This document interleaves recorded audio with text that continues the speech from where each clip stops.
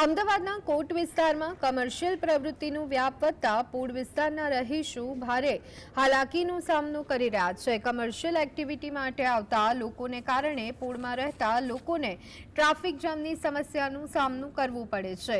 રતનપુરની આજુબાજુમાં આવેલી નગીના પૂળ, શેઠની પૂળ, ઝવેરીવાડ, મરચી પૂળ, વાઘણ પૂળ, ગુલવાડ નાગોરી શાળા સહિતની પૂળના રહીશો હાલાકીનો સામનો કરી રહ્યા છે। પૂળના રહીશોએ કહ્યું કે ઇમરજન્સી એમ્બ્યુલન્સ, ફાયર બ્રિગેડ જેવા વાહનો પણ આવી શકતા નથી। હાલ તો રહીશોએ પાર્કિંગ બનાવવાની માંગ કરી છે। દુકાનો છે ને એ બધા જેટલા કસ્ટમર આવે ને એને અંદર પૂળમાં પાર્કિંગ છે એમ કહીને અંદર મોકલે છે અને જે પણ વ્યક્તિ પાર્કિંગ કરવા આવે છે એ દાદાગીરી કરે છે, બરાબર। અને અમારે ક્યાંક મેડિકલ ઇમરજન્સી આવે ને તો અંદર રિક્ષા આવી પણ મુશ્કેલ થઈ જાય છે, ચાલવાની પણ જગ્યા નહીં હોતી। અમારા પોતાને વ્હીકલ લઈને બહાર જવું હોય ને તો વિચાર કરવો પડે છે। અહીંયા ખોટું પાર્કિંગ પૂળોમાં થાય છે। અહીંયા કોમર્શિયલ છે, અહીંયા ટેમ્પા આવવા જવાનું વધારે થાય છે ને 108 બી નહીં આવી શકતી।